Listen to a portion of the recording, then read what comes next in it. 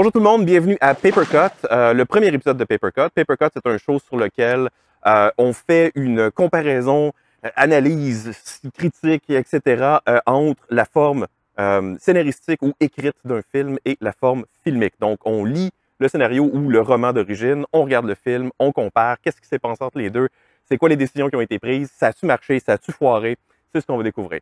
Je suis en compagnie de Don Falk. Salut, moi c'est Don Falk ou bien Don. Et puis, Will. Guillaume, oui, voilà, je suis sur les podcasts depuis un petit bout sur la route de l'horreur. Donc, ceux qui suivent depuis longtemps savent qui je suis. Ceux qui ne le savent pas, bienvenue, Guillaume, voilà. Des fois, Don Falk va m'appeler Will, c'est normal. Will, c'est juste un surnom qu'on s'est donné, ça fait des années qu'on se connaît. Fait que Will, il s'est présenté en tant que Will la première fois qu'on s'est rencontrés, puis ça a juste tout le temps resté avec moi. C'est ton nom à jamais. Fait que Will voilà. ou Guillaume. Exact. Aujourd'hui, oui. Premier épisode, on a choisi de faire Prometheus, qui à l'origine s'appelait Alien Engineers. Enfin, à l'origine, quand la première version du scénario par John Pace a été écrit, c'était Alien Engineers. Maintenant, je suis curieux. Moi, je l'avais déjà lu il y a quelques années. Qu'est-ce que tu en as pensé? OK. Faut que je donne un petit disclaimer, si on veut, là, sur mes talents de lecture. OK? Fait que moi, je lis très lentement. Non, c'est vrai. Il faut que ce soit mentionné. Parce que sinon, dans les comments, dans les commentaires, tout le monde va faire genre, mon Dieu, c'est tellement cave. OK, moi, je lis très lentement. Puis, j'ai un trouble d'attention en lisant. Fait que c'est normal que je manque des bouts. OK? Fait que ça, je vais vous avertir à l'avance. En lisant, j'ai écouté le film une fois. C'est important de le mentionner aussi. J'ai écouté le film une fois à l'avance quand il est sorti, genre en 2012-2013. C'était ma première fois que je lisais le scénario. Je l'ai beaucoup aimé. Ça m'a pris un petit peu de temps au début, mais ça, c'est pas à cause du scénario, c'est à cause de mon style de lecture. Tu sais. Ça m'a pris un peu de temps au début de comme cliquer avec les personnages parce qu'ils t'en présentent beaucoup au début, je trouve. Tu sais, il y a genre les scientifiques, tu sais pas who's gonna be, tu sais, qui va être un personnage principal ou pas. Tu fais juste connaître les noms au début. Tu sais, c'est pas comme un roman où ils vont tous bien. En même temps, il y en a quelques-uns qui sont relativement clairs dès le départ. Oui, oui. Le personnage principal, d'ailleurs, dans le film qui s'appelle Naomi Watts. Non, pas Naomi Watts. Non, ça c'est. Ouais. Jocelyn Watts, c'est dans le scénario. Comment elle s'appelle dans le film? C'est. Quelque chose de différent. Il me semblait qu'il n'y avait plus Watts, hein? Non, c'était pas Watts. C'est.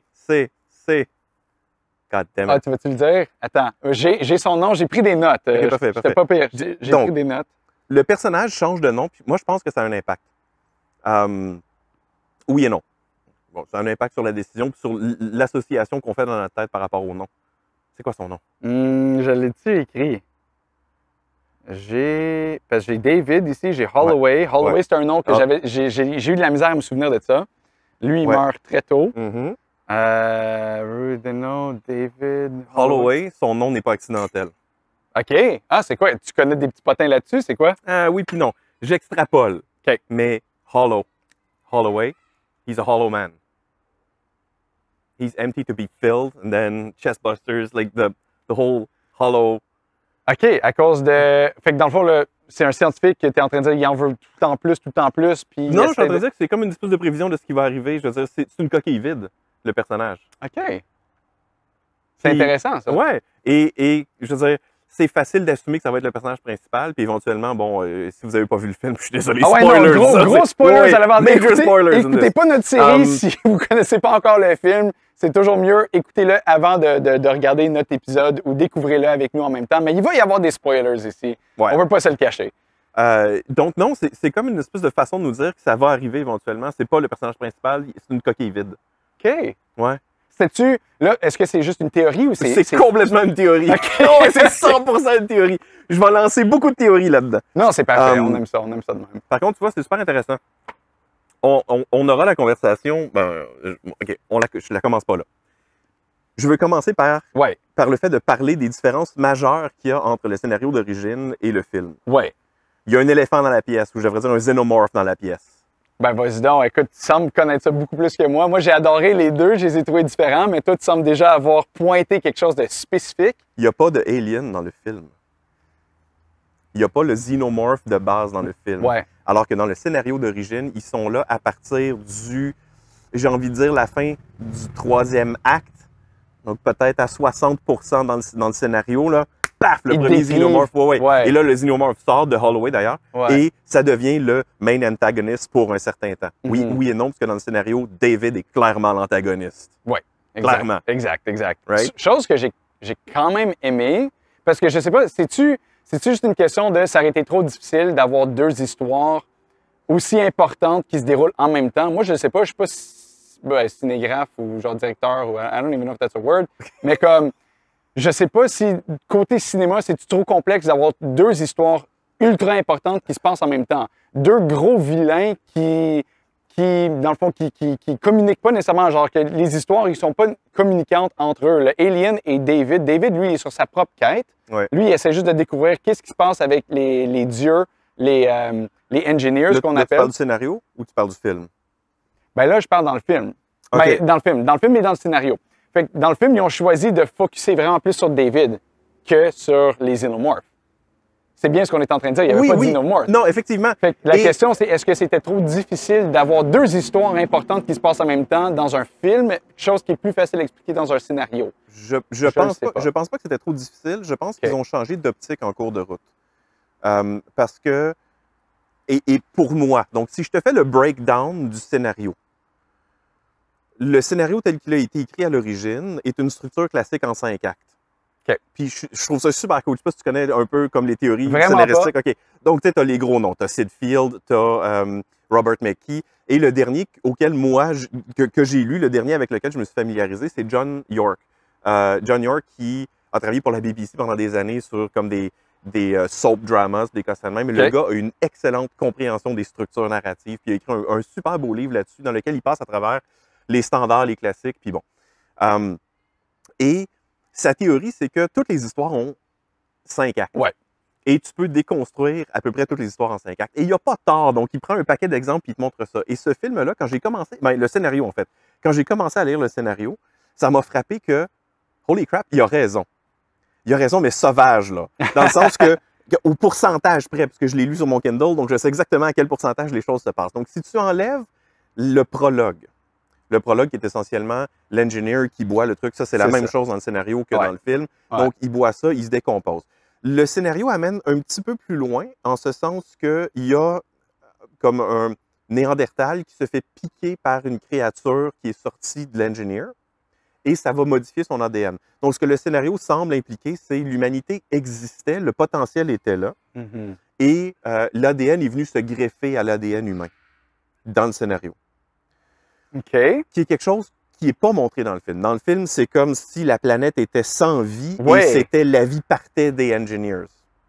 OK, tu vois, ça, j'ai manqué ça. Et ça change bien des affaires. Ça, j'ai manqué ça, c'est ça. Okay, ça change bien des affaires. C'était dans les débuts du script, fait que j'ai sûrement manqué certains bouts que je comprenais peut-être pas ce qui se passait, puis OK. C'est super intéressant, ça, quand même. Oui, parce que ça explique pourquoi, à travers les années, parce que l'homme néandertal n'a pas nécessairement l'air des engineers, et l'époque engineer absolue serait l'époque gréco-romaine, parce qu'ils ont le profil gréco-romain, là, les sculptures gréco-romaines intenses. Ah ouais. Et éventuellement, ils se demandent dans le film... extrêmement... et éventuellement, ils se demandent dans le film, OK, mais pourquoi finalement ils voudraient détruire l'humanité? Parce qu'ultimement, c'est le but des engineers, autant dans le scénario que dans le film, leur plan, c'est d'envoyer ce vaisseau-là sur la Terre pour détruire l'humanité. Pourquoi? On le sait jamais. Alors, moi, j'ai l'impression, parce qu'on s'est éloigné de ce modèle-là traditionnel gréco-romain, qui était clairement cet ADN-là qui prenait... Écoute, ça faisait plus de sens pour moi. Mais attends, mais si on peut continuer sur ce point-là, moi, je penserais que peut-être qu'ils nous ont pas donné la chance de se rendre. Fait que, moi, je dirais peut-être non. Je pense pas que c'est pour cette raison-là. Moi, je pense que c'est pour des raisons plus psychologiques. Comment on s'est développé en tant que société, qu'on devenait plus destructif que constructif. Putain, attends une minute. Wow. Tu parles des engineers qui nous jugent parce qu'on est destructeurs? Ben, eux autres, ils voulaient juste créer. Si eux autres nous détruisent, c'est comme s'ils sont juste en train d'écraser une... how do you say like an ant farm? Ils sont en train de juste... Ouais, ils sont juste en train de... Pour eux autres, c'est comme un dessin. C'est comme on est une maquette. Non, mais ça, oui. Notre planète Terre est juste une maquette pour eux autres. Fait que si on devient pas exactement comme eux ils veulent, ils vont nous détruire puis ils vont réessayer. Peut-être, écoute, on le sait jamais. Peut-être qu'ils ont essayé de faire ça sur 5 autres planètes en même temps, puis il y en a 3 qui ont fonctionné, 2 qui n'ont pas fonctionné, puis une d'entre elles, c'était la planète Terre. C'est possible. Tu sais? C'est possible. Fait que, je sais pas, peut-être que c'était... Si tu nous aurais donné plus de temps, peut-être qu'on serait rendu là. Parce que mais je sais pas si... Je suis d'accord, oui, mais je sais pas si j'amènerais la théorie parce qu'on est devenu destructeur. Ah, c'est peut-être pas à cause de parce ça. Parce que sérieusement, les engineers, c'est des solides destructeurs aussi. They give life, but they take it away, là. Ben oui. Ils ont créé les Xenomorphs. Exact, I mean, God damn it, people! C'est ça. Oh, c'était ça l'autre question. Ils ont-tu créé le Xenomorph? Non, le Xenomorph, c'est à cause du ADN humain avec l'affaire noire. Exact. C'est ça. Exact. Mais c'est aussi... Moi, ce que j'ai vu dans le film, puis je ne veux pas comparer avec le scénario. Mais ça, c'est dans le film, parce que dans le scénario, c'est carrément des egg pods. Là. Je peux-tu expliquer ce que j'ai vu dans le scénario, puis corrige-moi après? Pas dans le scénario, dans le film, puis corrige-moi par la suite. Moi, la première chose que j'ai vue, c'était tout le temps une évolution de microbactéries qui rentraient en contact avec la substance noire. La première affaire qu'on voit qui rentre en contact, c'est les petits vers. Il y a des vers dans la Terre qui rentrent en contact avec ça, puis eux autres se transforment rapidement et deviennent les premiers face eaters, right? Ouais. Par la suite, il y a des œufs qui sont plantés, puis après ça, je pense qu'il y en a un qui explose du corps, right? Ah non, ça c'est... Non, il devient... L'autre, il devient zombie parce que... Fifield qui devient, comme zombified. Ouais, parce que lui, il n'a pas été en contact avec le ver de terre. Il a été en contact directement avec le liquide noir. Lui, ça le transforme en zombie ultra, genre powerful, puis il devient super fort, puissant. Ouais. Mais celui qui avait le verre... Je me souviens plus son nom, mais lui. C'est-tu lui qu'on rentre dans le vaisseau? Non, le Xenomorph... Non, il meurt excuse-moi, je me trompe. Le Xenomorph, lui, il est né à cause que l'autre en avait bu. Puis après ça, he had sex with the girl, he impregnated her, puis après ça, elle a donné naissance... Dans le film. Dans le film, exact. Exact. Alors, dans le scénario, c'est pas du tout ça. Il explose, puis il vit. Ben oui. Donc, dans le scénario, Holloway et... c'est quoi son nom? Ben, c'est Watts dans le scénario. Oui, je l'ai ici. Sont séparés pendant qu'ils explorent le vaisseau. Lui, il tombe à quelque part. Shaw, merci. Shaw. Il disparaît pendant un certain temps et quand il revient, il est un peu sonné. Clairement, il a été infecté par un facehugger dans le scénario. Ouais. Et là, ils reviennent au vaisseau. Lui, il est un petit peu... il pas ce qui s'est couchent passé. ensemble. Le chestbuster éclate pendant l'acte sexuel. Je suis désolé, mais dans la catégorie climax messed up, celle-là, elle est pas mal. Je suis déçu qu'il ne l'ait pas gardée parce que c'est vraiment fucked up. Je pense qu'il voulait pas oser ça parce que j'ai aucune raison de croire à ça. La seule, si on me demandait d'en trouver une théorie, je dirais peut-être que c'était... Il voulait pas aller dans ce genre de film-là. Alors, OK. Si j'ai bien compris ce que j'ai lu, le scénario d'origine a été proposé à Ridley Scott. Ridley Scott a aimé. Et là, la maison de production a dit, mais nous, on veut pas un Alien classique avec là, les facehuggers puis les xénomorphes, trouver autre chose. Et ils ont ce serait la boîte de prod qui a forcé pour changer de direction. Et là, ils ont engagé Damon Lindelof pour réécrire le scénario, qui a eu la job ultra ingrate d'essayer de trouver un juste milieu entre c'est un bon film de Alien et c'est ce que les producteurs veulent. Et il est arrivé avec le film qu'il a fait. Personnellement, j'ai pas aimé Prometheus. Je trouve que c'est un film qui bourre et flore. Je veux savoir, c'est quoi que t'as pas aimé? Parce que moi, j'ai aimé le scénario, mais j'ai aussi beaucoup apprécié le film. Alors... Mais je veux juste, dans le fond, savoir, est-ce que c'est à cause de les différences entre le scénario et le film que t'as pas aimé le film? Est-ce que c'est à cause que tu as été un fan fini de la série Alien puis que tu as trouvé que celle-là ne respectait pas la série Alien? Ou est-ce que c'est que tu trouves que c'est juste un mauvais film côté cinématographique, non, mais attends, mais entendons-nous. Conceptuel? Entendons-nous. Il y a deux choses. Il y a la partie objective de moi qui est comme, c'est un film qui remplit la mission qui s'était donnée. Donc, pour ça, c'est pas un mauvais film. Okay. Moi, j'ai pas aimé le film. La raison pour laquelle j'ai pas aimé le film, c'est parce que, à quelque part entre le scénario d'origine, que j'ai beaucoup aimé, et ce qu'ils en ont fait, il y a des choses qui ont été modifiées, adaptées, changées, qui ne me plaisent pas. Parmi ça... C'est les changements. C'est les changements. Okay. Parmi ça, une immense conversation par rapport à la religion qui a été force-fed dans le film. J'en ai pris note aussi. Ah non, mais comme intense. Mais tu veux savoir une des affaires que j'ai remarquées de différent entre le scénario et le film? Est-ce que je pointe à mon téléphone et le film? Le film, on vient d'en parler, le film parle beaucoup plus de christianité, right? Christianity en français, c'est le christianisme, ouais, excuse-moi. La chrétienté, mais... Oui.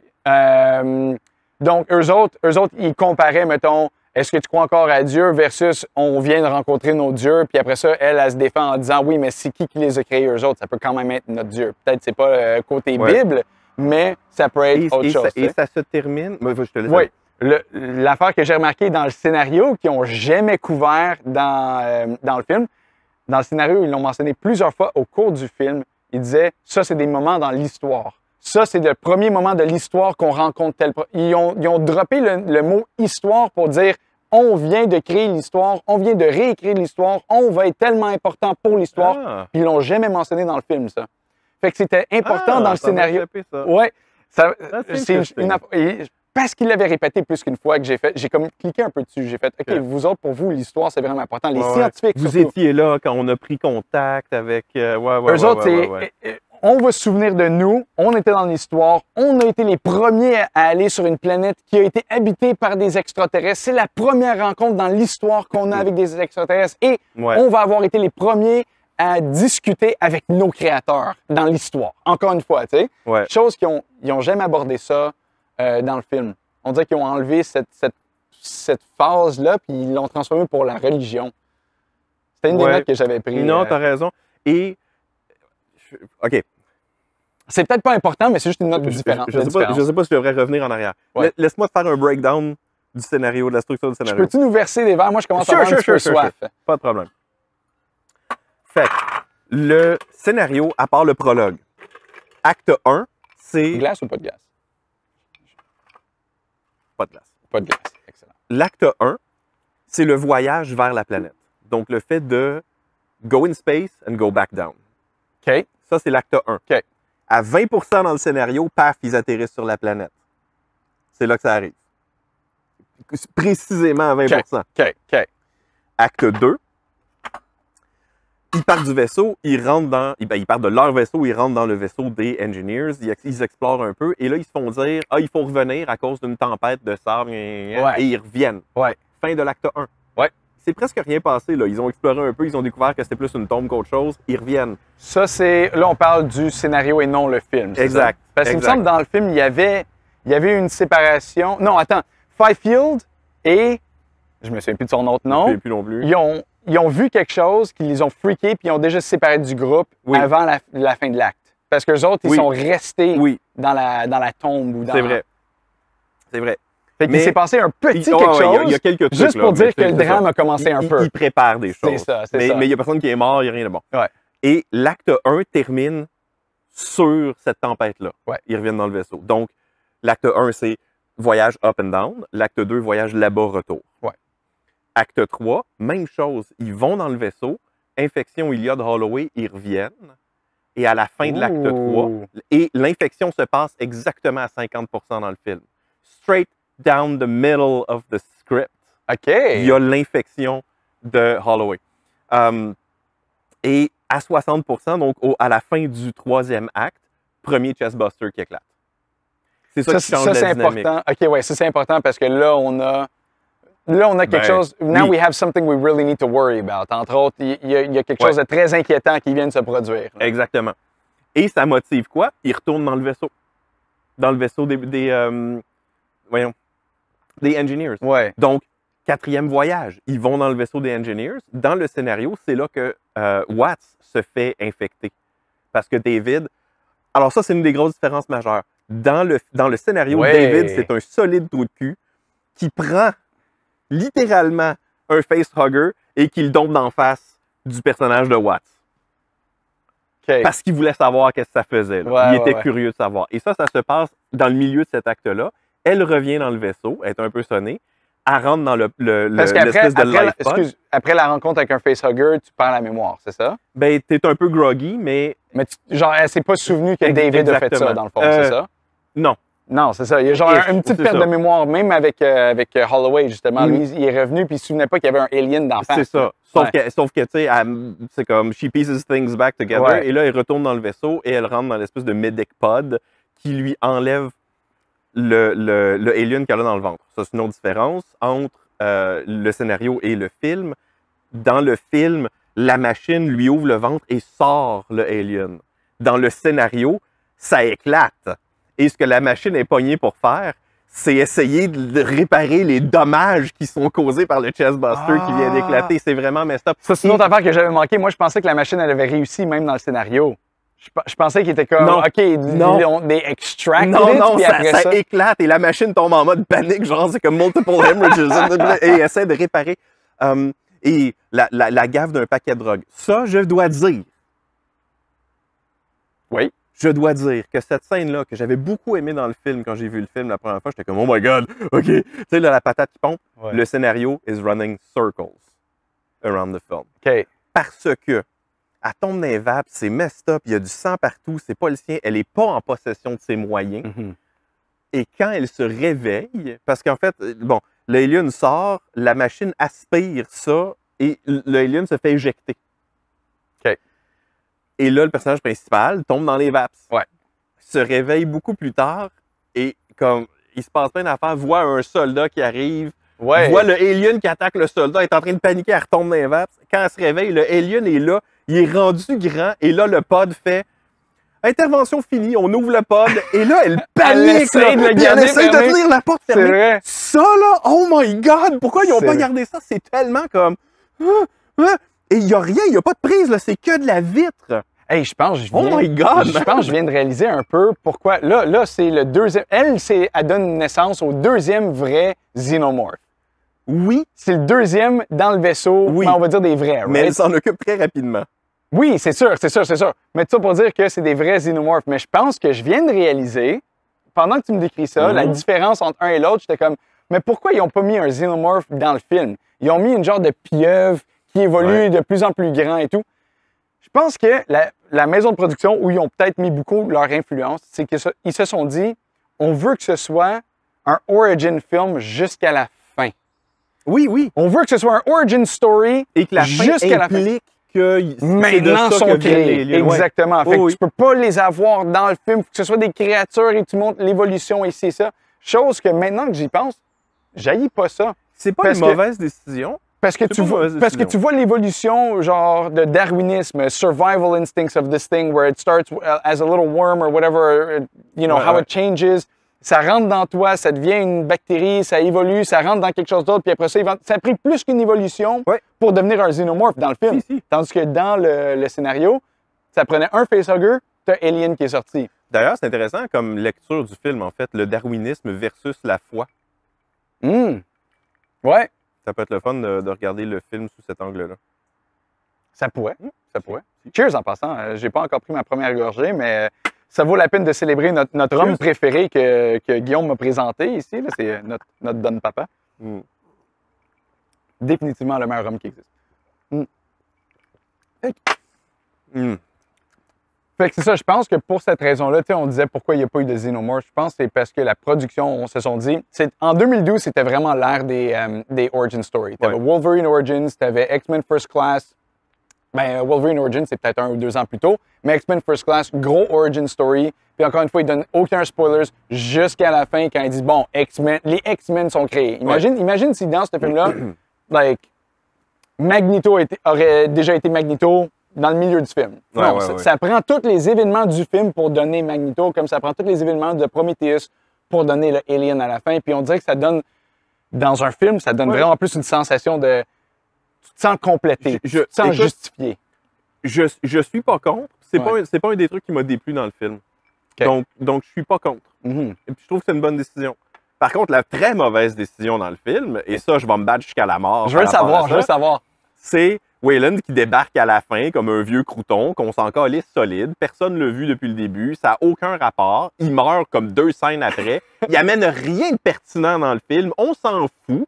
C'est vrai. La seule raison pour laquelle il est là, que moi, je peux deviner, c'est qu'à quelque part, en cours de route, il y a quelqu'un qui a fait « Ouais, mais attends, ça marche pas, là. » Parce que dans le scénario, il les envoie là pour aller chercher des technologies extraterrestres dans le but de faire de l'argent. Mais le temps qu'eux autres se rendent là-bas puis qu'ils reviennent à cause du time dilation, il est déjà mort. Il va être mort. C'est ça. Donc, ça fait comme pas de sens qu'il reste sur Terre alors qu'il les envoie là-bas. Il y a quelqu'un à quelque part qui a eu cette conversation-là avec un des producteurs et le producteur dit « Ben là, ça nous prend une raison. » Ça nous prend une raison pourquoi, puis il faudrait que lui aussi se rende. Et là, ils sont arrivés avec cette excuse-là, que je trouve bidon à l'os. Ben, il aurait pu faire quelque chose de vraiment cool avec. Il aurait pu. On s'entend-tu que si lui était sur le vaisseau, Walt Disney lui-même se dégèle et fait genre « Hey, salut! OK, fait que là, on a des dieux devant nous, peut-être qu'ils peuvent aussi enlever ma vieillesse. » Puis il est arrivé quoi avec les droits d'auteur sur Mickey, là? Non, mais tu sais, ça vient dans le film, ça vient juste après cette scène-là dans le Medic Pod où elle se fait comme recoudre, en fait. Elle se fait ouvrir, puis elle se fait taquer. Elle est pompée d'un paquet de drogue. Mm-hmm. Elle sort de là et elle stumble accidentellement dans la chambre du vieux. Puis c'est comme, wow, Deus Ex Machina en salle, là. C'est comme, il y a quelqu'un là-dedans qui a fait, ben là, il faudrait qu'elle tombe dessus. Ah, elle va tomber dessus. OK. Fait qu'il y a comme, il y a plein de portions de ce vaisseau-là qui sont pas explorées. D'abord, déjà, bouncer quelque chose dans l'espace, ça coûte cher. Ouais. Hein? Ouais. Tu te fais pas des grands espaces pour rien. Quand tu restes sur un vaisseau pendant un bout, là, ils n'ont pas été congelés, mis dans le vaisseau, bouncer là-bas, puis c'est comme, ah, vous vous réveillez, vous descendez tout de suite. Là. J'assume qu'ils ont pris le temps de vivre un tout petit peu dans ce vaisseau-là. Sûrement. Sûrement. Il y a personne qui a pensé à demander, il y a quoi dans cette pièce-là? Puis aussi, on dirait qu'il y a beaucoup de briefings qui se sont passés sur la planète et non à l'avance. Il me semble que ça, c'est intéressant. Tu es censé savoir ce que tu t'en vas faire, mais ça, non? c'est intéressant. Dans le scénario, ils vont rencontrer Weyland dans son bureau, en orbite autour de la Terre. Et là, il leur dit, OK, c'est cool, je vais financer votre mission. Fait que moi, je finance votre mission d'archéologie parce que toutes les technologies que vous allez trouver là-dedans deviennent ma propriété. C'est ça. Donc, je finance votre découverte, mais toutes les retombées monétaires de ça m'appartiennent. Ouais. Right? On est d'accord? Ouais. Et là, je regarde le film, je suis comme, ah, il me semble que ça serait en vite dans l'espace. Ouais. Et là, tu as le petit vidéo qui explique ça, puis j'ai fait comme, ah, it's actually smart, parce que ça prend, c'est du real estate de temps d'écoute de moins. Le fait de dire comme, ah, ils s'en vont en orbite, le rencontrer. Ils sont déjà rendus dans le vaisseau. Ouais. Et d'un point de vue de production, t'as pas de essais à t'en construire. Fait que c'est pas con non plus. OK. D'un point de vue de production, ça fait du sens. Ce qui fait beaucoup moins de sens, c'est que tous ces gens-là se soient retrouvés dans le vaisseau. Et là, donc voici pourquoi dans le scénario d'origine, ça faisait du sens, puis dans le film, ça en fait pas. Okay. Moi, je suis un multimilliardaire, là, ultra riche. J'ai des opérations minières sur un paquet de planètes. J'ai 2 tapons qui débarquent en me disant, on pense qu'à telle place, il y a des extraterrestres qui ont habité. On veut aller voir. Puis tu fais... Puis qui nous ont créés. Puis tu fais comme, fine. Je vais mettre l'argent, là, on va envoyer du monde. S'il y a de quoi à miner là-bas, c'est à moi. Qui t'envoie? T'envoies un contremaître, puis t'envoies des ouvriers. Ouais. Pretty much. Ouais. Hein? Tu t'en fous un peu qu'ils reviennent. Sort of. Ben, ça dépend. Si tu as trouvé de quoi, tu veux que ça revienne. Oui. On s'entend, tu dépenses pas. Ils ont dit 1 trillion. Ils ont dit 1 trillion que ça a coûté. Fait que tu veux que ça revienne. Mais oui, mais avec l'inflation, 1 trillion à cette époque-là. Tu envoies des gens qui sont pas nécessairement du monde à qui tu es attaché. Tu envoies du monde qui sont expendable. If they die along the way, c'est ça qui est ça. Okay. Là, dans le film, il est dans le vaisseau, là. C'est sa chance d'avoir la vie éternelle. Il est là pour se sauver lui-même. Qui envoie une estie de bande de hothead, trigger-happy, fucked up assholes qui sont les premiers à paniquer quand il voit quelque chose de louche. Il n'a pas envoyé du monde qui était down to earth. Il n'a pas envoyé le A-Team. Non, il n'a pas envoyé le A-Team. Il s'est promené avec le C-Team pour une raison inexplicable. Fait que, ça, je pense pas qu'ils ont pensé à ça. C'est sûr que non. Quand ils l'ont intégré dans l'histoire, moi, en fait, il faut que je dise, là, quand je l'ai vu dans le film, je me suis dit, asti que je dois être cave. Comment est-ce que j'ai manqué ça dans le scénario? J'ai-tu vraiment manqué le fait que Weyland n'était pas dans le scénario? Puis jusqu'à ce que tu me dises qu'il n'était pas dans le scénario, parce que je ne l'ai pas relu depuis, j'étais convaincu que j'étais comme, je dois être cave. Je l'ai complètement manqué. Non, il n'est pas du tout. Il était juste pas là. Il l'a rajouté. Pas là tout, ouais. J'aime qu'il l'ait rajouté. J'aime pas qu'il l'ait tué aussi rapidement puis que son apparition soit aussi non importante. J'aurais aimé ça que si tu defrostes M. Disney, que ce soit quelque chose de vraiment cool, peut-être, ça aurait peut-être causé trop de changements dans le scénario, malheureusement. Mais peut-être s'il y avait une meilleure interaction avec le seul engineer qui était encore vivant, avant que l'engineer devienne violent. En fait, ça, c'est une autre affaire. Dans le scénario... si lui avait été la cause du fait que l'engineer pète sa coche. C'est ça. Il aurait pu. Puis, ça aurait justifié la présence de Weyland dans le film. Ben, c'est ça, exact. Il y aurait eu quelque chose de plus. Oh, I'm not against it. Mais je suis même... Le casting de Guy Pearce me gosse quand même, là. Je comprends pas. Même disant ça, que lui soit la raison, tu réalises-tu que dans le film, il n'y avait pas de raison, mais dans le scénario, il y avait au moins David qui avait eu un échange avec l'engineer. Et il se parle dans le film aussi. Il n'a pas dit la même affaire. Il n'a pas du tout dit la même affaire.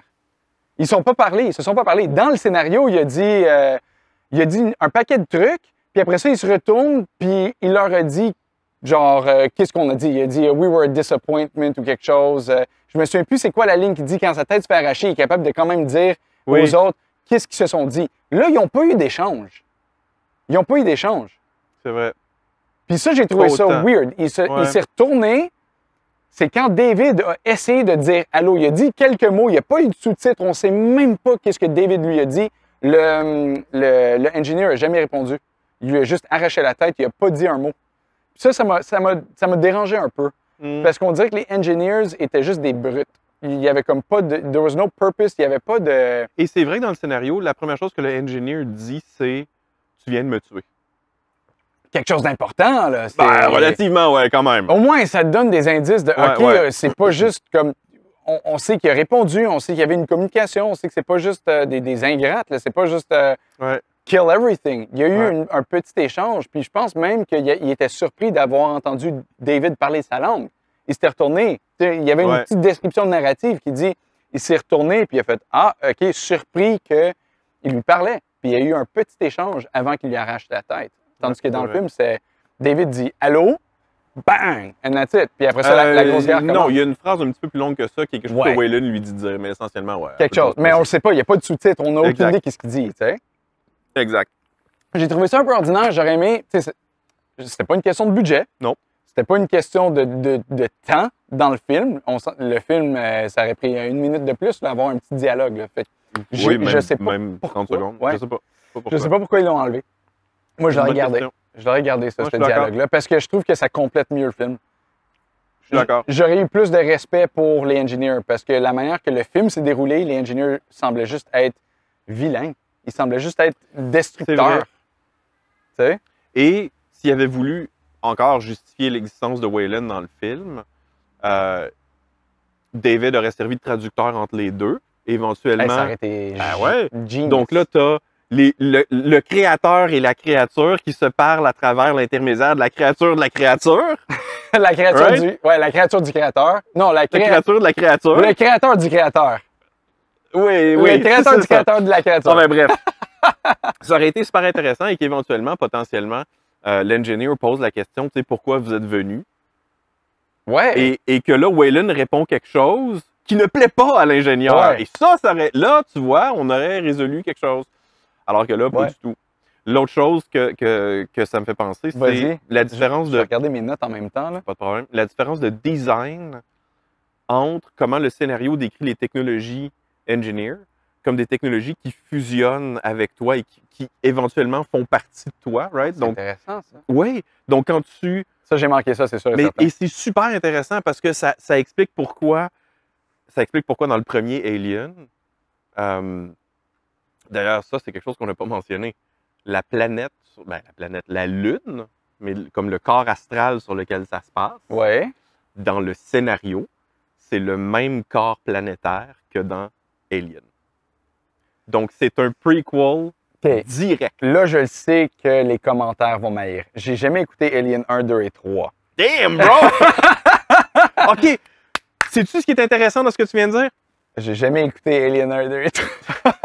Non, ça, c'est pas intéressant. Ça, je te jure. Non, ça c'est ignorant. Oui, c'est ça. Les scénarios de tous ces films-là sont disponibles. Et je les ai lus. OK. Je les ai tous lus. Il manque pas grand-chose pour moi. Pour la série Alien, là, il manque pas grand-chose. Et ce sont des lectures ultra intéressantes à faire parce que tu peux déceler, la personnalité du réalisateur, souvent, qui est derrière le film. Et 2, la personnalité des producteurs qui, des fois, essaient de s'immiscer dans un film et que tu fais « What the fuck, bro? » Ouais, les décisions que tu fais, voir. Parce que, bon, alors, Alien 1... En passant, les producteurs, là, ils se croient tout le temps être des créateurs, mais ils le sont jamais. C'est très rare que l'influence d'un producteur va améliorer le film. Ça dépend. Ça dépend. Vas-y. Dans les cas où un réalisateur est aussi producteur de son film, tu as un Christopher Nolan qui produit son film. C'est différent, ça. Non, non. Quand tu as un réalisateur qui est censé être le chef de l'œuvre, puis tu as un producteur qui est Moneybags, we want to make more money, habituellement, je pense dans les meilleurs cas, un producteur va juste garder la qualité du film pareil avec son influence. Dans le meilleur des cas. C'est rare que ça arrive, ça, dans le meilleur des cas. Habituellement, l'influence d'un producteur va nuire à un film. J'essaie de penser à des exceptions. Je pense qu'il y en a eu dans le passé. Je pense qu'il y en a eu dans l'époque du Golden Age d'Hollywood, quand les producteurs étaient essentiellement des gens qui contrôlaient le studio au complet et qui engageaient des réalisateurs à gauche à droite. Les réalisateurs étaient sur des retainers. Ouais. Ben, je t'engage pour 5 ans, tu fais les 18 films que je te dis de faire, puis that's it. Les producteurs étaient très influents et ils ont été responsables d'énormément de grands films. Ouais. Mais bon, on revient. Ouais. Ben pour ça, je suis capable de défendre ce point-là parce que tu dis, si tu engages un réalisateur et tu dis, fais-moi 18 films, mais le réalisateur, il s'en calisse un peu de ces autres films. Là. Il y en a peut-être un ou deux ou peut-être 5 qui sont des coups de cœur. C'est quand même là-dedans que tu as des grands réalisateurs comme Billy Wilder qui ont vu le jour. C'est quand même là-dedans que c'était un système intéressant. Si tu arrivais à rentrer là-dedans puis à mettre ta griffe un peu sur, en tout cas, bref. Je pense pas qu'un réalisateur pourrait être passionné de tous les films qu'on lui demande de faire. Fait que dans certains cas, peut-être l'influence du producteur aurait pu vraiment aider. C'est pas tout ce que j'essaie de dire. Anyway, toujours est-il que dans le scénario d'origine, c'est la même lune que dans Alien. Donc, c'est un prequel direct. Donc, quand le scénario finit, plusieurs mois ou années plus tard, Alien 1 débarque sur le même corps planétaire. Dans le film, ils l'ont changé de nom, mais ils l'ont changé de chiffre. Ouais. C'est quand même LV quelque chose. J'ai pas compris pourquoi ils ont fait ça. C'était censé être 430, puis c'était 270 ou quelque chose du genre. 223, on en parle de même. Ouais. Et mon avis, c'est qu'ils ont dit, ça nous prend une trilogie, et pour faire une trilogie, il faut qu'on aille au-delà du premier. Fait qu'il faut qu'on continue l'exploration. Et ça nous amène... que Prometheus allait être une trilogie? C'était le plan. Après ça, ils ont fait Covenant. Il y en a un autre? Oui, il y en a un autre. Oh, shit, OK. Oui, que j'ai pas aimé non plus. Ah ben, sans doute, le scénario était-tu bon, moi? Next week! Écoute, écoute, t'envoies une SWAT team, littéralement, sur une planète, OK? Oui. C'est pas vrai, c'est pas la planète sur laquelle ils étaient... Ça, c'est le scénario, là. Oui, sort of. Okay. C'est pas la planète sur laquelle ils étaient supposés arrêter, OK? Ils sont responsables de plusieurs milliers de vies qu'ils amènent sur une planète qui va être le nouveau berceau d'une seconde Terre. OK. Right? OK. Et là, l'ordinateur en réveille quelques-uns en disant comme « Ah ouais, mais là, j'ai décelé cette planète-là à quelque part en cours de route. On pourrait dévier puis aller voir. C'est un bon potentiel pour la Terre aussi. » Déjà, c'est un peu messed up. Ouais. T'as un plan, là? Ouais. Flag là, envoie l'info à la Terre puis continue. Aucun scientifique aurait dit oui à ça. Genre, none whatsoever. Il y a trop de variables. Il y a trop de... Right? Ouais, et là, OK, on va gambler ces plusieurs milliers de vies-là qui sont en cargo avec nous autres. C'est correct. That's fine. I'll make that decision. Oui, Captain. C'est ça. Et là, ils partent, ils vont explorer la nouvelle planète. Ils débarquent là et sont quand même pas pire armés. Là, sont comme pas pire entraînés avec leurs armes, etc. Ils débarquent là, puis la première chose qu'ils font, c'est oh, l'air est respirable, si on enlève nos masques. Oh, wow, buddy! T'as jamais lu La Guerre des mondes? T'as jamais... Holy shit! Des bactéries... Pas 10 minutes pour analyser l'air, là. Ah, c'est la même composition d'oxygène. Ta gueule! En tout cas, bref. Ouais, parce qu'il y a une différence entre la composition atomique et la microbiologie. Là, oui. Puis la microbiologie, tu sais, ici, là, il n'y a pas la même que 3 rues par là-bas. C'est ça. Je le sais pas, je suis pas à l'aise. Ça m'amène à dire que... Même dans Prometheus, même dans ce scénario-là, c'était comme... Jamais j'oserais. Ah, moi non plus. Il me semble, il y a trop de... Déjà là, tu arrives autour d'une planète, tu vois qu'il y a des tempêtes dessus. Ouais. Tu viens d'arriver là. Tu vois des grosses tempêtes se déplacer. Toi, tu n'as pas le goût de faire... On va rester une semaine et demie en orbite, juste pour analyser comment ça se déplace, ces tempêtes-là. Juste pour être safe, tu sais. Ouais. C'est pas comme si on était... on n'est pas pressé dans le temps. Ouais. Hein? On a de quoi survivre, c'est cool, ça va. Hein? Faudrait savoir, la tempête qu'on regarde là, c'est-tu la plus dévastatrice ou est-ce que c'est une baby tornado comparé à ce qui peut y arriver? Exactement. Fait que c'est un peu précipité. Ouais. Déjà, c'est un peu précipité. Il me montrait justement, ça me fait penser à un épisode de Cosmos. avec Neil deGrasse Tyson que j'avais écouté. Eux autres, Ouais. avec leurs effets spéciaux, sont super bons à comme recréer des affaires. Puis ils montraient une tempête probable. Ça, c'était vraiment juste un exemple. Une tempête probable sur une des lunes qui contourne Jupiter, ou je me souviens plus trop quelle planète. Puis c'était une planète Holy crap. qui était comme 120 fois la grosseur de la planète Terre. Ouais. Puis c'était... Genre, ça serait mon fond d'écran animé, là, si je pouvais l'avoir. C'était tellement beau, mais c'est une tempête que, genre... Oublie ça. La tempête, Alors, tu te fais décomposer. la là. tempête elle-même était sûrement de la grandeur de la planète Terre. Ouais, c'est ça. C'était comme une affaire, C'est ça. mais c'était... En tout cas, ça pour dire que ça aurait pu être ça sur la planète. Ben, Ça voilà. aurait pu... On le sait pas, tu sais. Alors, c'est ça. Ouais. Mais c'est un film, hein? Voilà. C'est un film. À un Donc- certain point, il faut quand même dire, let's go, on déroule l'histoire. Donc, je reviens un peu, je m'en dire les technologies des engineers qui, dans le film, fusionnent, dans le scénario, fusionnent. OK. Ce qui soulève aussi la question de la technologie qui finit par faire partie de toi, ta création qui devient une part de toi, etc. etc. Ah, c'est cool, ça. Ouais, c'est toute une conversation, le fun à faire. Ouais. Dans le film, c'est comme weird squishy eggs on a board. C'est vrai? It's such a weird way. C'est drôle d'y dire de même, genre. C'est une weird squishy eggs. Non, mais ça a l'air d'une balle anti-stress. Ouais. Moi, j'en veux les de même d'ailleurs. Mais on s'entend-tu que, mis à part le décor, qui dans certains endroits était phénoménal, même une des affaires, tu me parles de technologie, là, Je pense que je Le- sais ça. la première affaire dans le début du film, Ok, c'est pas ça. le projecteur, la projection, c'est un cube Rubik's peinturé noir. Je l'ai écrit juste ici. Cheap Rubik's Cube projection C'est vrai. prop. Literally a painted Rubik's Cube. Ils se sont vraiment pas forcés là-dessus. Non, Puis non, je suis comme, non. dude, Vraiment. don't- Oui, tu sais, puis t'as comme. You have a gazillion dollars. C'est ça! Fais-toi un prop qui a de l'allure. Ouais, ouais, ouais. S'il vous plaît! Non, Hey, un cube moi, Rubik's. moi, l'autre affaire que je voulais dire, c'est je reviens aux technologies des engineers. Le fait d'avoir une petite flûte qui active tes affaires. Ça, j'ai trouvé ça bizarre. Écoute. C'était-tu Mais même dans le attends, scénario aussi? non, Non, hein? non, c'est pas Non, pantoute j'ai dans trouvé le ça même scénario. vraiment weird. Artistiquement, Ouais. je trouve ça cool. OK? Parce que c'est intéressant de dire ils interagissent différemment. Ils ont inclus la musique dans leur façon de communiquer avec leur technologie. Ouais. On a du soleil direct dans l'entier. On a probablement un méga flair en ce moment. Ouh. OK. C'est cool. Nothing we can do, sorry! Ça ne durera pas super longtemps. On est désolé pour la qualité vidéo. C'est notre premier. Bear with us. Non, mais un flair, c'est à la mode. Ah, c'est super cool, un flair. Ouais. Michael Bay, what's up? What's up, Michael Bay? Come on! J.J. Abrams. Ouh. J.J. Abrams. Non, mais fait que d'un point de vue thématique, je trouve ça intéressant. Mais là, Ouais. ça soulève la question, si tu la perds, ta crise de flûte ou qu'elle pète, t'es dans la merde. Oh, tu d'accord, là? Ton vaisseau, C'est là, t'es comme. pas ta bicyclette, Ouais, là, ouais. ton vaisseau spatial, Ouais. qui est en fait ton arme pour aller détruire l'humanité, comme Ouais. tes Wayward Ouais. Children que t'aimes plus, là, puis que tu veux wiper, Dépend de ta flûte. dépend de ta flûte. Si tu Mais pètes on ta flûte, s'entend-tu t'es dans, qu'on t'es n'est dans la pas, merde. on n'est pas plus intelligents, nous les humains? On a des clés pour nos chars. Tu fais quoi si tu perds ta clé? On a des doubles.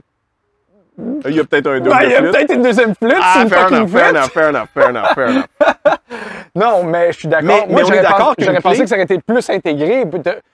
Un extra. Oui.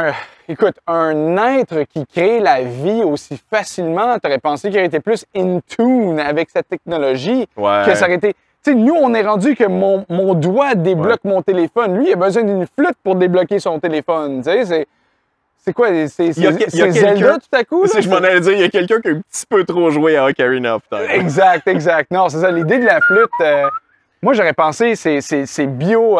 Comment t'appelles Ouais. ça? Genre, c'est Ben, c'est une biosignature. Puis, biosignature, exactement. Que ce soit notre our species seulement qui peut débloquer ou débarrer. Tu sais, des affaires de même. Même comme tu dis, dans le scénario, c'est peut-être mieux écrit que ça fusionne avec toi, que ça fait en sorte que tu es one with Oui, your technology. Et c'est comme une décision importante à prendre parce que ça donne l'impression, de la manière que c'est écrit, là, ça donne l'impression qu'une fois que tu as fusionné avec, there's no going back. Mhm. Fait que quand tu prends une décision de fusionner, it becomes part of you forever. Mhm. Je trouve ça intéressant. Mais là, ça te fait penser au fait que nous avec notre technologie dans le film, au lieu de faire quelque chose du genre, on a créé David. Ouais. Que David, au lieu de faire... Eh, de- Au moins, ils l'ont pas appelé Adam. Ah, Parce que s'ils l'avaient appelé Adam, j'aurais pleuré. là. J'aurais lancé mon popcorn dans l'écran avec David, quelque il me chose de faisait rare. peur. David, il me faisait peur Oui, parce oui, qu'il oui. était, il était tellement intelligent, puis il avait Oui. pas peur de montrer aux humains à quel point ils surpassaient leur intelligence, puis ils les Et surpassaient en force. Et ça, autant dans le scénario que dans le film. Ouais. Ouais. Il a fait une super bonne job. Moi, en passant, j'ai adoré. Fassbender? Oh my God, Ouais. tellement. Mais c'est-tu ce qui m'a Mais déçu? même quand tu dis, tu sais, dans le film, là, toi, dans le scénario, toi, t'aimais beaucoup qu'il avait pris le facehugger puis l'a mis dans la gueule à Watts. Ouais, par curiosité. Moi, j'aimais la subtilité et le conniving.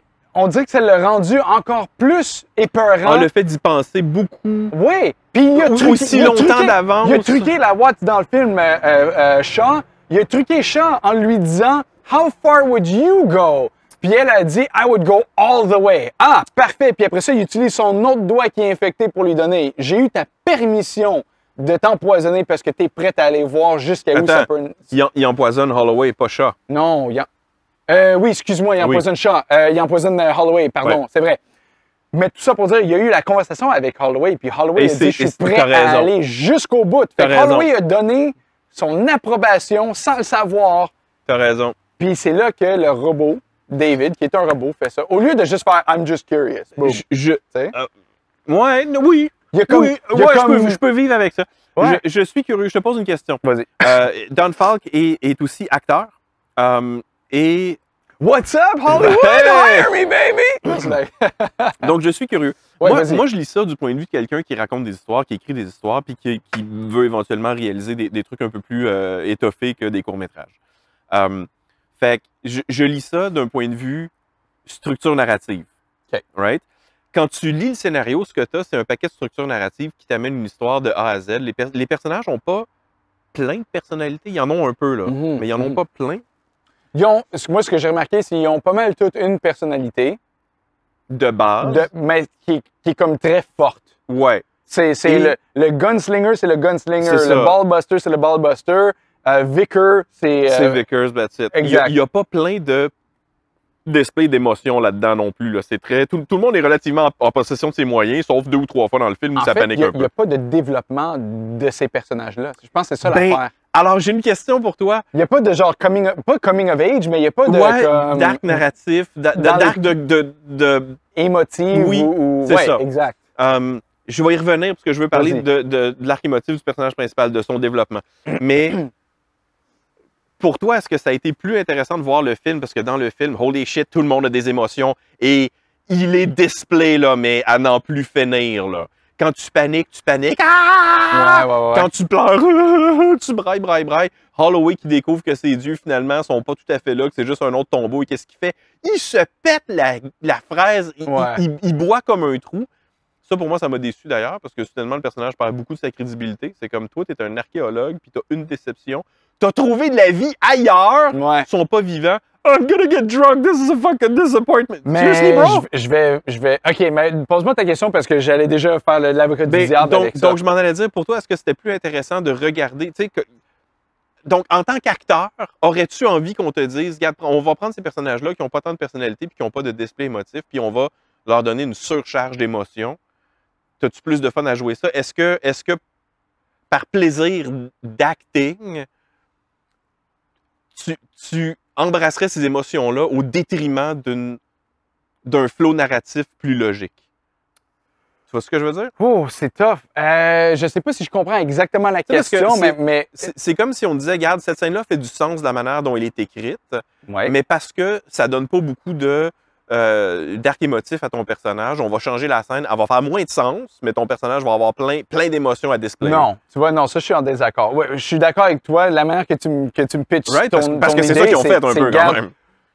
Oui puis non. OK, donne-moi un exemple plus concret dans l'histoire. Est-ce que tu veux parler vraiment plus de le fait qu'il ait bu puis qu'il s'est défoncé la face? On peut parler d'Holloway, on peut parler de tout. Ben, là, on tombe dans la thématique de Shaw qui est pas ultra religieuse, mais très croyante. Ouais, ça c'était nouveau aussi. Et qui en pleure éventuellement. Genre, moi, je peux pas concevoir, etc., etc. C'est comme... Ça, j'ai trouvé ça un peu whack, là. Ouais, puis c'est très... Mais je pense que ça, c'était une question de la production. Ça, c'était une influence de la production. Puis la raison pourquoi ils ont fait ça, c'est parce que dans l'histoire, je pense qu'ils voulaient absolument écrire... On va attendre que le train passe. Ben là, en tout cas, on aurait dû shooter chez nous. Il n'y en a pas de train. Que j'allais dire? Pour ça, pour le fait de chat qui en pleure, qui dit « Moi, je peux pas avoir d'enfant », j'ai trouvé que cette scène-là était vraiment plate. C'était vraiment de la merde qui a rajouté ça. Mais je pense que la raison pourquoi la production a rajouté ça, c'est parce qu'ils voulaient qu'elle donne naissance à l'extraterrestre. Ils voulaient que ce soit un choc. Oui. Ils voulaient qu'il y ait le twist que ils ont baisé, puis après ça, David lui dit « T'es enceinte ». Mais, Puis que ce soit « Oh mon Dieu, mais c'est pas possible, je peux pas être enceinte, j'ai jamais été capable ». Fait que ce soit plus un choc. Mais ça, être enceinte depuis 15 minutes, puis son bébé a l'air d'avoir 3 mois, ça aurait été quoi de ne pas nous amener le fait que moi, je peux pas concevoir. C'est comme, ils ont inclus, ils ont déjà assez choquant. Forcé des moments d'émotion, d'émotivité dans un film qui n'en avait pas nécessairement besoin. Je comprends. Tu sais, je veux dire, t'écoutes le premier Alien, là, ils sont pas émotifs à n'en plus finir, puis sont relativement efficaces dans ce qu'ils font. OK. Tu l'écouteras. On y reviendra. Mais il y a comme plein de trucs de même dedans qui faisaient pas de sens. Fifield, je suis désolé, mais ça, c'est le pire des pires. Le dude qui a le tatouage sur la tête. Je veux dire, tu bandes jamais ce gars-là dans l'espace. Non. Jamais. Non. Jamais. Même, tu le laisses pas sortir de chez lui, c'est pas compliqué. Fait que ça, je comprends pas. C'est ça. Écoute, je me pour revenir à Holloway qui boit parce qu'il est fâché, ça se passe pas dans le scénario, ça se passe juste dans le film. Yeah. Mais pour jouer l'avocat du diable, ça m'a pas dérangé. Il l'a peut-être mal joué. À mon avis, il l'a peut-être mal joué en tant que comédien, mais l'idée derrière ça fonctionne quand même bien. Parce que lui, ce qu'il voulait vraiment, puis peut-être c'est aussi une question de la réalisation, excuse-moi, qu'ils l'ont pas assez poussé côté narratif. Lui, ce qu'il voulait, c'est qu'il voulait la confirmation de pourquoi il existe, la confirmation de leur existence. Il y aurait eu seulement besoin de jaser avec un des engineers pour pouvoir avoir la réponse à toutes ces questions. C'est un archéologue. Step 1, tu as vu 2 pièces dans une pyramide qui en a 500, puis tu prends la décision immédiate. Ah, c'est une déception. OK, ça, je suis d'accord, par exemple. Ouais. Il y a d'autres pyramides, il aurait pu aller en visiter d'autres, il y en avait d'autres que... Toi, là, ça fait 30 ans que tu grattes dans des petites cavernes. On s'entend-tu qu'à la fin du film, ils viennent de le dire. Ils sont partis avec un autre ship. Pas celui qui a été détruit, mais ils sont allés juste dans une autre pyramide. Ça a pris même pas une journée, 2 jours ou whatever. Boum, ils sont partis avec un autre vaisseau que lui, il n'y a aucun problème. En passant, j'ai aimé comment le film a terminé. Ah ouais? Ben, elle n'a pas décidé de retourner chez elle, elle a décidé d'aller à la planète des... Et tu vois, moi, je vais t'amener autre chose. Vas-y. J'aime comment le scénario a fini. OK, rappelle-le-moi. Le scénario termine, elle refuse d'aller récupérer la tête à David. Elle choisit d'habiter dans le life pod qui est là, qui appartenait à Vickers. Ouais. Mais elle récupère quand même parce qu'il joue aux échecs, non? Il communique à distance et il lui colle ses shots à distance. Okay. Et elle refuse d'aller le chercher. Et elle attend les secours. On sait tous que les secours vont arriver dans Alien 1 et qu'ils la trouveront pas. Fait que ça va mal finir anyway pour elle. Et ce qui m'intéresse, c'est qu'ils jouent aux échecs alors qu'ils sont sur le point de mourir. C'est comme « There's no hope anymore » et ils décident de jouer aux échecs. Et ça, toi, tu le sais pas, mais moi, je le sais, c'est la fin originale de The Thing de John Carpenter. And it's a beautiful ending. Fait que c'est un peu un hommage. C'est probablement une sorte d'hommage. Moi, ça m'a fait plaisir de lire ça. J'étais comme « Ah, c'est beau, je suis content ». Ils l'ont pas gardé. Mais je pensais qu'à la fin du scénario, encore une fois, ma mémoire de lecteur, je suis désolé for everyone in the comments, je pensais que dans le scénario, après un bout, elle décide pas de le sauver, mais genre... Non. Je pensais que le film, le scénario, il terminait différemment. Non. À le rebuild ou quelque chose. Il reste dans le vaisseau Alien, il communique à distance. Et là, il lui colle une shot d'échec, elle s'assoit, ils se mettent à jouer à un moment donné. Et il lui redemande. Il lui redemande, puis elle dit non, je viendrai pas. Puis il dit, ben, c'est parce que moi, je pourrais te sortir de la merde. Puis elle dit non, je vais attendre qu'un autre vaisseau arrive. Ouais. Et lui répond, oui, mais un vaisseau de qui? Donc lui implique, est-ce que ça va être les humains ou les engineers qui vont débarquer? C'est ça. Moi, c'est ce que j'ai compris ça. Voilà. Puis ça termine là. Yep. OK. C'est bleak à l'os. Moi, j'adore ça. Ça, c'est mon genre. Dans le fond, c'est un open ending. On ne sait pas si elle a catché puis elle a décidé de... C'est un open ending. Moi, je pense qu'elle va pas le récupérer. OK. Ah, c'est intéressant, ça. Ouais. Tu vois, moi, quand j'ai lu ça, j'ai interprété que, OK, peut-être, maybe David has a point. Because David, il est infiniment plus intelligent qu'elle. Oui, ça, il n'y a pas de doute. Mais je veux dire, c'est un supercomputer, là. N'importe quel humain dans le film est moins intelligent que David. Un supercomputer va aussi être capable de calculer toutes les probabilités. Oui. Même jouer aux échecs contre lui, ça vaut pas la peine. C'est sûr qu'il a gagné. Il a tout le temps gagné, c'est impossible de gagner. Ah, c'est sûr, c'est 100% sûr. S'il la laisse gagner, c'est parce qu'il a envie qu'elle se suicide pas. Ça, ou genre, il essaie de la mind trick pour qu'elle vienne. Ah, peut-être, ouais, c'est possible. On va être des amis et tout. Mais si elle est assez stupide de croire qu'elle a gagné versus lui, c'est de sa faute. Oui, 100% sûr. Mais 100% tu vois, moi, je pensais que lui, écoute, she did a good thing, elle a laissé en vie, elle a quelqu'un avec qui elle peut parler, comme ça, elle ne vira pas folle. Ouais. Elle n'est pas conne. Non, elle n'est pas idiote. Ça, c'est Puis, clair. en même temps, David, très sage, très intelligent, va être capable de la convaincre un jour dans l'avenir de la rebuild. Écoute, il a tout le temps du monde pour le faire. Lui, il ne mourra jamais. Là, lui... Batteries ran out eventually, I guess. Ouais, mais sûrement. C'est ça. Ça pour dire que moi, je pensais que quand il jouait aux échecs, ça faisait, je pense, déjà une semaine ou quelque chose. Hein? C'était pas comme ça. Ça faisait déjà un certain temps qui est passé. Ouais. Je pensais que ça, c'était le dernier mot que David a eu qui l'a fait cliquer, elle. C'est le point tournant. Ah. OK, parfait. C'est un bon point. Let's rebuild you, puis on s'en va en quelque part. On va essayer quelque chose. Moi, je le rebuilderais pas pareil. J'utiliserais son cerveau. Ouais. Là. Je dirais comme... Moi, j'irais le chercher. Oui, j'irais le chercher. J'irais le chercher. Oui, il n'y a pas grand-chose que je ferais juste avec une tête. Je ne sais pas si je le brancherais, moi. là, tout à coup, il est LAN, il est connecté. Je ne sais pas. D'un autre côté, il est probablement capable de connecter autrement. Là. Il va te siffler une toune. Je veux juste mentionner, il est déjà 6h30. Right. Ça fait 1 heure qu'on parle? Ça fait peut-être pas 1 heure, ça fait déjà au moins 45 minutes. Wow! Ouais, okay. Ça a passé vraiment vite. Okay. Y a-tu un dernier point que tu aimerais aborder avant qu'on conclue notre premier épisode? Écoute, il y en a plein. C'est ça qui est dommage. Je pense qu'il va falloir faire des follow-up éventuellement. On pourrait. Moi, ce que j'ai envie de dire... Ou bien juste dire... des ajustements pour les prochains films qu'on décide d'analyser. Oui, possiblement. Puis éventuellement, on peut revenir à celle-là. Comme, oui, parce qu'il y a encore des différences qu'on n'a pas touchées. Là. Ah non, on n'a pas parlé du fait que dans le film, Vickers, c'est la fille de Wayland. Oui. Et qu'au début, Wayland dit David, c'est comme mon fils unique.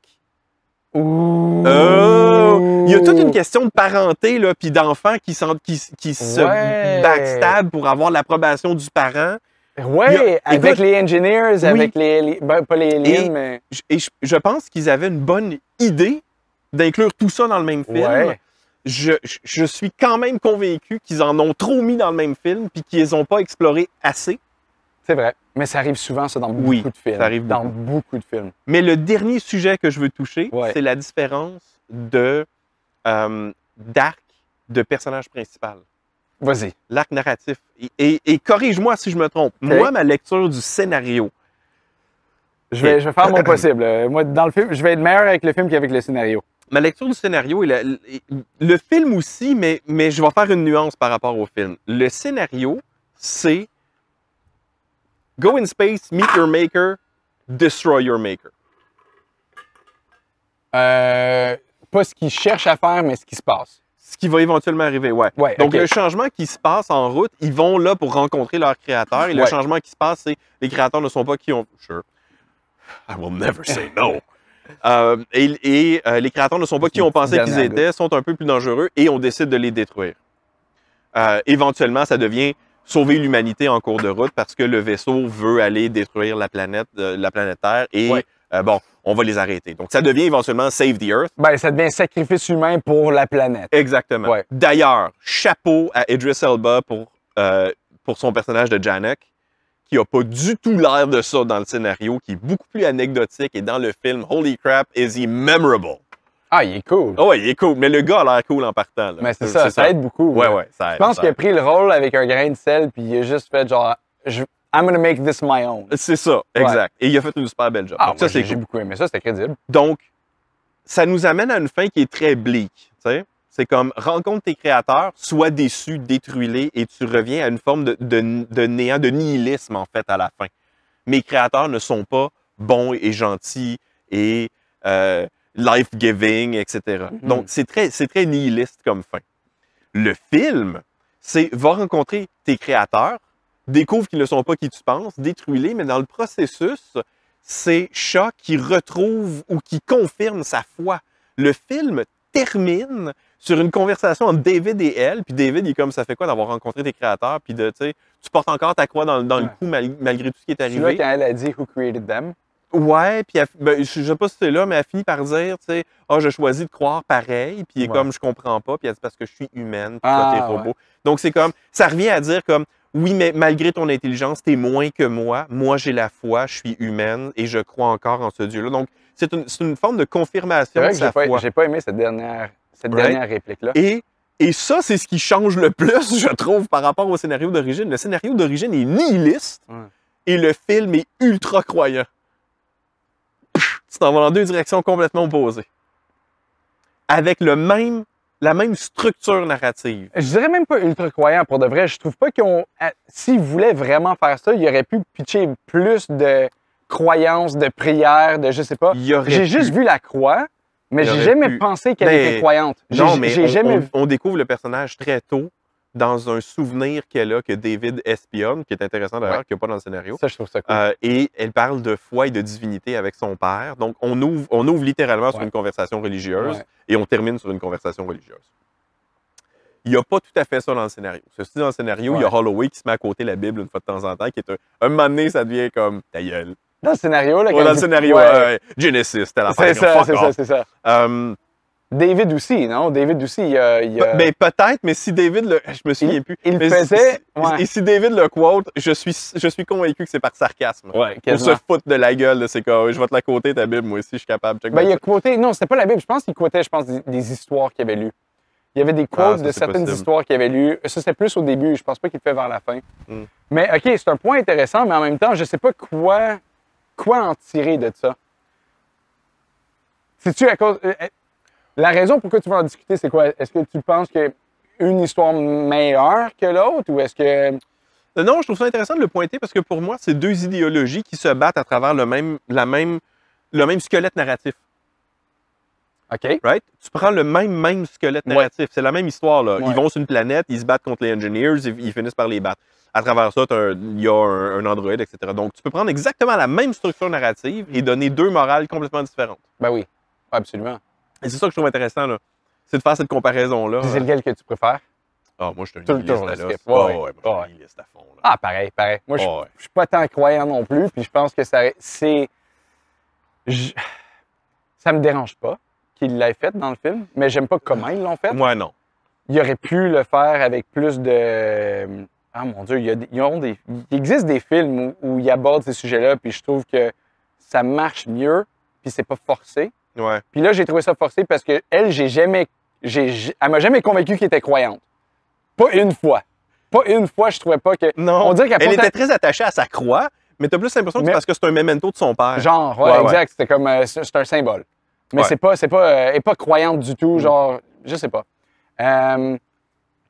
Il aurait pu lancer des affaires dans le film, côté création, côté cinématographie, qui aurait plus connecté, elle, à la croyance, peut-être. Ça aurait pu être juste des tournures de créativité.